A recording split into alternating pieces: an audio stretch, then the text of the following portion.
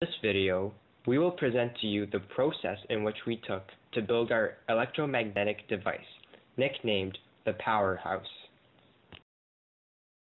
I'll start off by listing all of the materials that were used in our process.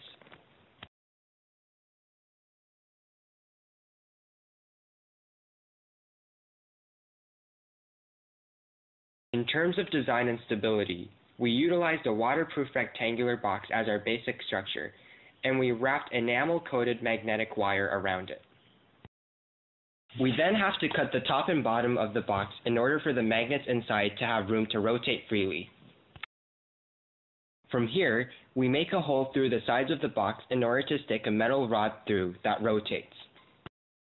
In order to add stability to our device, we place two washers on either ends of our rod in order to make sure that the rod does not shift while it rotates. We cut out 8 small pieces of wood to place on the corners of our rectangular box. Next, we cut out a large rectangular piece of wood and glued it on the bottom of our rectangular box to provide a sturdy base for our device. Not only does it provide a sturdy base, it also allows our magnets to freely rotate inside the box without making any contact with the wooden base by elevating it off the ground.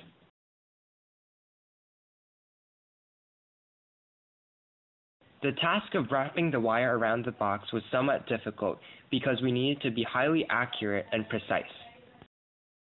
Using a whole roll, we began to wrap the magnetic wire around the entire perimeter of the box from top to bottom. The 8 wooden pieces that were placed on the corners of the device made sure that the wire was secure and was unable to fall off the box.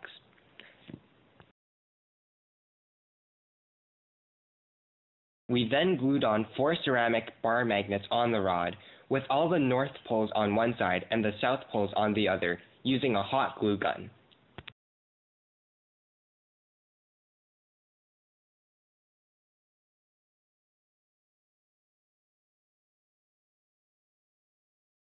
In total, we wrapped the wire around the box approximately 300 times.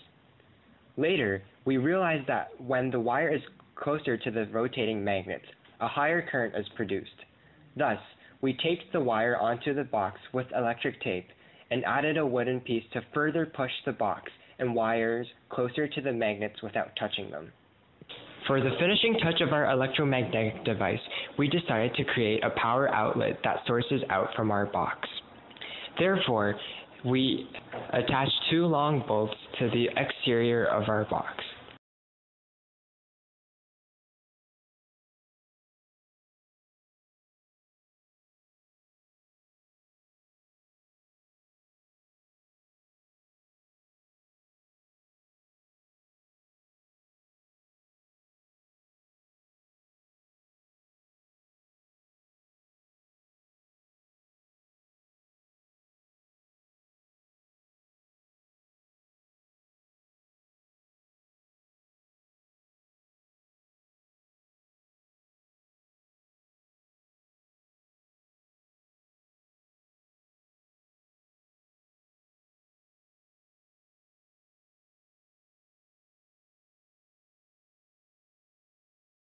Alternating current, or AC current, which is produced by our electromagnetic device, is the most practical and most versatile source of power for most electronic and electrical applications.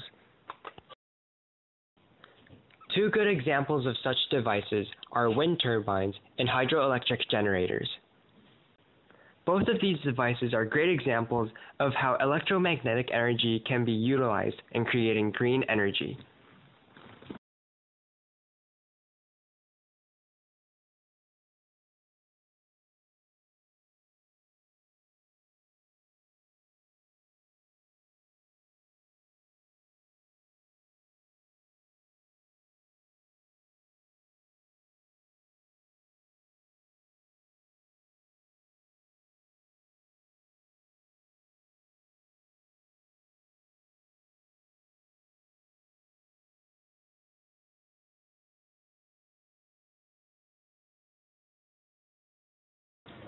To ensure that our steel pole goes directly through the center of our box, we measured the exact center of the box and then drilled a hole through it. The final step to the construction of our device was attaching a fan near the end of the rod.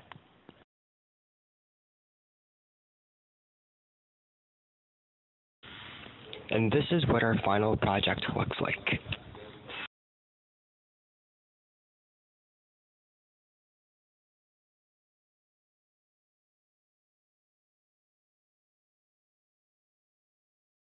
As water or air is being pumped onto the fan, it causes it to spin, thus causing the rod in which it is attached to spin as well. Consequently, the four magnets that are attached onto the rod will start to rotate, thus causing an alternating current. Now, we will discuss how physics is involved with this. As the magnets rotate, the wire starts to produce a current which can generate electricity. The way this works is quite simple. According to the Faraday-Lenz law, a change in magnetic flux generates electromotive force, which is a difference in potential, increasing the electric current. Using Faraday and Lenz's law, we are able to explain how the device operates to produce current. A mathematical way to calculate the electromotive force is the negative change in magnetic flux divided by the change in time, where change in magnetic flux equals magnetic field times area. Magnetic flux is the measure of the strength of a magnetic field over a certain area. The change in magnetic flux that generates a current causes a magnetic field. However, whenever the magnetic flux changes, the current is induced in such a way to minimize that change. This is because systems do not like change and always try to minimize it. As the magnets rotate and the poles change, the current in the wire also change directions to oppose this change and keep the poles the same. From here on, the pattern of current induction repeats itself, thus allowing our generator to generate a current to be able to produce electricity.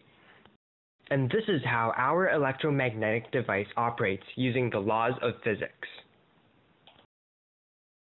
Electromagnetic generators like ours, but much larger in scale, are widely used in real life for many practical uses and in industries. Two good examples of such devices are wind turbines and hydroelectric generators. Both of these devices are great examples of how electromagnetic energy can be utilized in creating green energy.